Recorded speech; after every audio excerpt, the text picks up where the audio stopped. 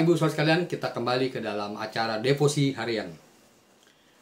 Hari ini kita akan membahas bagaimana suatu film itu menginspirasi kita, biarlah film ini menjadi berkat. Kenapa saya katakan menjadi berkat? Karena film ini memang sudah lama kita tahu, tapi biarlah film ini juga mengingatkan kepada kita.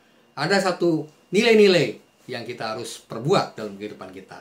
Pertama adalah Flashing Giant. Adalah film yang luar biasa. Banyak pelajaran yang bisa dipetik dari film ini. Film ini sendiri tidak seperti film kebanyakan yang minimal memiliki satu bintang film terkenal sebagai penjamin kesuksesan sebuah film. Nah, Bapak Ibu sekalian, budaya saat ini pun seperti itu.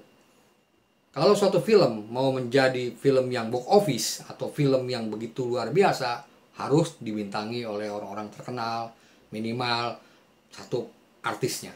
Tapi film ini punya nilai tersendiri, bahwa yang mau ditonjolkan film ini bukan sekedar beberapa artis yang dengan karakternya luar biasa, tapi film ini menginspirasi pada kita bahwa tidak memakai artis terkenal, tapi ada satu yang menarik, yaitu biarlah pesan yang kuat disampaikan dalam film ini. Itulah menjadi kekuatan film itu. Plot ini dimulai dari sebuah SMU Kristen di selatan Amerika, di mana pelatih football sekolah yaitu Grant Taylor yang diperankan oleh Alex Kendrick yang juga menulis dan menyutradarai film ini berjuang agar program football sekolahnya tetap berjalan. Mengapa dia punya ide seperti itu? Karena dia punya latar belakang, dia punya masalah sendiri, dan dia punya ambisi sendiri. Kenapa dia harus lakukan seperti itu? Inilah hal yang tidak mudah, karena tim football sekolah selalu mengalami kekalahan. Itu fakta yang pertama. Kedua, pemain setelah melihat banyak kekalahan-kekalahan, pemain-pemainnya mulai apatis. Dan ditambah lagi, beberapa orang tua menginginkan agar Grant diganti. Kenapa seperti itu? Karena di zaman sekarang, filosofinya adalah setiap game atau permainan harus menang.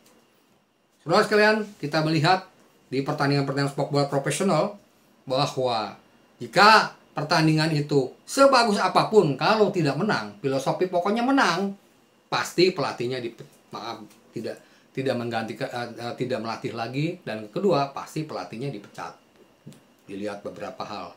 Nah, bukankah saat ini pun kita sudah masuk filosofinya harus menang, dan harus menang. Dan kenapa pelatih football ini ingin mengambil kesempatan seperti itu?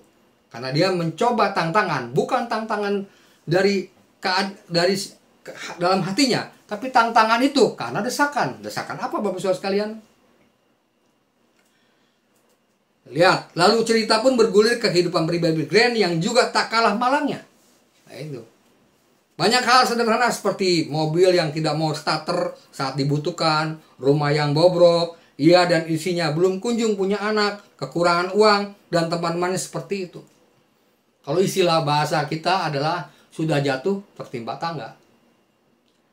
Nah, kalau kita hubungkan dengan zaman sekarang, bukankah kita mirip-mirip sudah jatuh tertimpa tangga? Pertama, situasi ini kita tidak bisa berbuat apa-apa. Yang kedua, kita pun kelihatannya mampu dan cukup menghadapi situasi ini, tapi situasi tetap menggerogoti.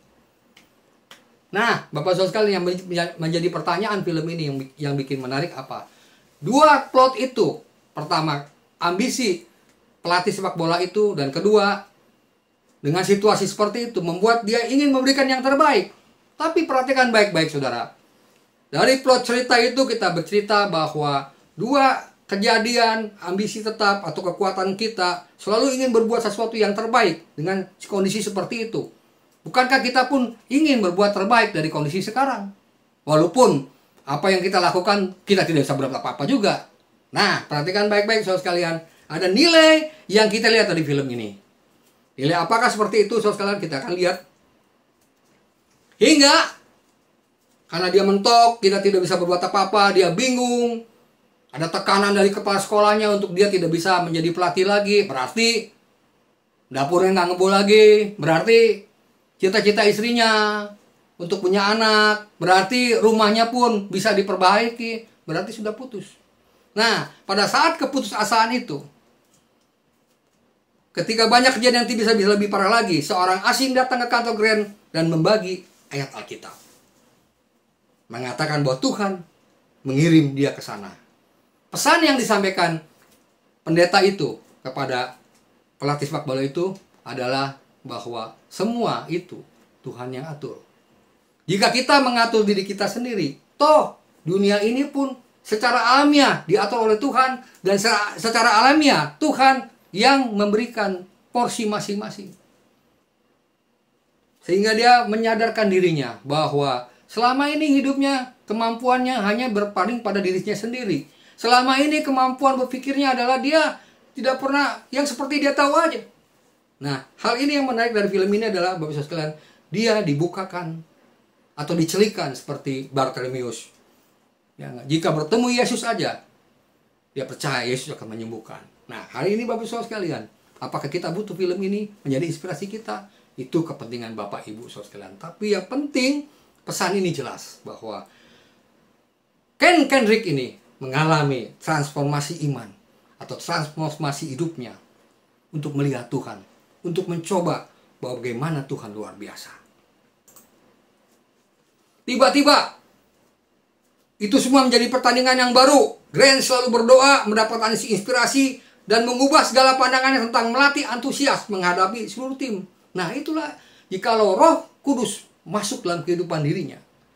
Dia menerima Tuhan dengan luar biasa. Tiba-tiba seluruh pemikirannya yang tadinya mentok, seluruh hidupnya yang tadinya prediksinya tidak punya harapan, ada harapan. Dan mungkin hari itu juga dia berpikir bahwa harapan cuma harapan iman saja. Tapi imanlah yang menentukan hidupnya. Sehingga dia menemui Tuhan, dia berdamai dengan dirinya, dan Tuhan memberikan yang luar biasa. Ya enggak? Sehingga dia bisa punya ide yang luar biasa untuk melatih tim yang sangat lemah. Tim yang, dikategorikan underdog.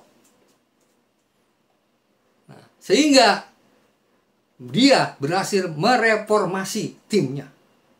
Yang tadinya timnya mungkin mentalnya jatuh tuh apa, tapi dia bisa mereformasi. Kenapa? Perhatikan baik-baik Bapak sekalian, slide berikut ini menarik ya. Bahwa walaupun dengan budget yang kecil, tapi tepat sasaran. Kenapa saya katakan tepat sasaran?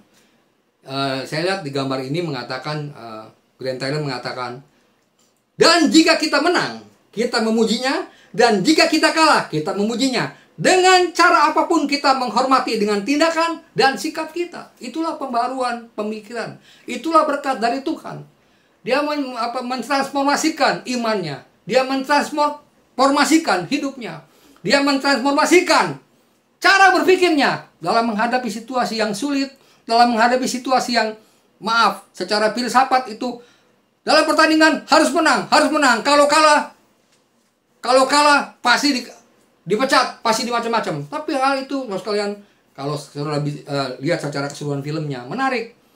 Habitnya dirubah, cara berpikirnya dirubah. Roh Kudus bekerja dengan luar biasa. Sebelum bertanding mereka berdoa. Nah, pada saat mereka pulang ke sekolahan, mereka di rumah masing-masing punya kelompok sel masing-masing untuk dapat menceritakan tentang kasih Allah, kekuatan Allah. Bukankah hari ini kita juga di rumah masing-masing? Nah, diingatkan oleh Grant Taylor kepada kita. Kita di rumah masing-masing menceritakan kasih Allah. Walaupun situasinya memang tidak bersahabat. Tapi untuk menceritakan kuasa Allah. Untuk menceritakan kemenangan. Bagaimana Roh Kudus masuk dalam kehidupan kita. Kekuatan yang ilahi masuk dalam kehidupan kita. Sehingga Bapak Saudara sekalian, walaupun saat ini kita tidak punya apa-apa. Walaupun saat ini tanpa daya apa-apa. Tapi film ini menginspirasi kepada kita bahwa filsafat selalu menang menjadi suatu ukuran. Bukan itu ukurannya. Ukurannya adalah bagaimana kita memandang Tuhan dengan luar biasa dan melihat Tuhan. Bukakan pikiran kita, bukakan segala perbuatan kita, kehendak kita ke dalam tangan Tuhan. Biar Tuhan punya kekuatan yang luar biasa. Jadi saudara sekalian, kita bisa melihat bagaimana Tuhan dalam bentuk apapun, ya enggak. Kita melihat di video pertama bagaimana Ken Kendrick itu memotivasi melatih dengan luar biasa murid-muridnya dengan iman yang luar biasa. Dan saya ambil kuotasinya, tapi jangan menyerah bro, teruslah dengarkan aku. Nah, ada hal yang menarik. Jika hidup ini berubah, jika hidup ini menjadi berkat, yaitu kita ada satu hal yang menarik. Pertama, respect. Yang kedua, kepemimpinan. Dan yang ketiga, kekuatan doa. Kita harus respect dengan Tuhan. Kita harus menghargai kuasa Tuhan. Kita harus mempercayai bahwa Tuhan punya waktu yang luar biasa. Dan kita menyerahkan kepemimpinan kepada Tuhan. Dan terakhir, apapun yang jadi masalah kita, kita simpan di dalam kekuatan doa. Nah, Ken Kendrick pun mengajak para murid-muridnya atau mengajak para pemain-pemain footballnya untuk melakukan tradisi ini, untuk melakukan ritual ini di luar daripada filsafat dunia yang di luar daripada pemikiran yang selama ini dia tahu. Karena dia berubah, dia mengalami transformasi hidup, dia mengalami berkat daripada Tuhan. Hikmat akabulinya dibukakan untuk kepentingan, bukan dirinya, untuk Tuhan. Nah, Bapak sekalian, kenapa film ini begitu luar biasa menginspirasi? Bukan langsung jadi, Bapak Saudara sekalian. Ini adalah mimpi dari para pastor gereja tersebut. Bagaimana mengubah dunia pada saat itu. Kenapa anak-anak muda pada waktu itu sudah mulai filosofinya nggak jelas. Anak muda tidak mengenal tentang gereja, kekristenan. Dan anak muda memasukkan unsur-unsur dunia yang begitu luar biasa. Dia pikir hal itu sangat populer dan menjadi idol atau menjadi pujaan kehidupan. Sehingga gaya hidupnya berubah. Bapak Saudara sekalian, bukankah kita pun mengalami seperti ini? Kita sekarang mengalami hal-hal yang, maaf saya tidak bicara banyak, Bapak Ibu Saudara sekalian mengerti. Situasi ini menjungkir balikan. Situasi ini membuat kita agak bingung. Tapi kita mesti lihat bagaimana Tuhan merubah hidup kita. Bagaimana Tuhan mau datang kepada kita. Biarlah Tuhan yang kita sembah itu benar-benar kita percayai. Seperti tadi yang berkata, menang dan kalah pun tetap memuji Tuhan. Menang dan kalah itu bukan masalah. Yang masalah adalah tetap berikan kekuatan dan hati kita kepada Tuhan. Berikan porsi kekuatan Tuhan. Biarlah Dia yang membimbing hidup kita.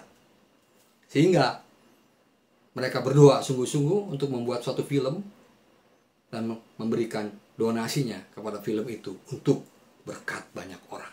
Dan ini pun The New Albany Baptist memberikan contoh beberapa puluh tahun yang lalu. Nah, pertanyaannya, biarlah kita hari ini melihat Tuhan. Biarlah kita melihat bukan dari sisi diri kita sendiri. Bukan dari sisi kesulitan kita sendiri. Bukan dari sisi apa yang menjadi kekurangan diri kita sendiri.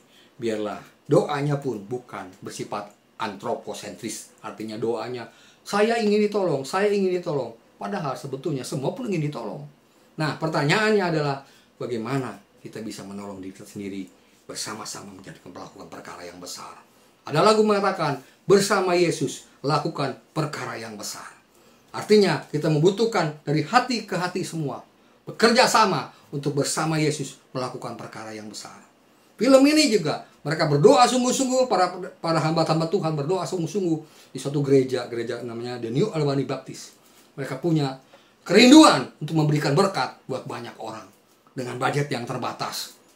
Nah, hari ini Bapak Saudara sekalian, bukankah kita juga sudah melakukan seperti itu? Dengan situasi teknologi yang terbatas, kita tetap bisa mendengarkan firman Tuhan. Kita mendengarkan kekuatan daripada Tuhan. Dan bahkan saya mencoba dengan pemikiran-pemikiran yang selama ini menjadi tren, kemudian direkatkan dengan firman Tuhan.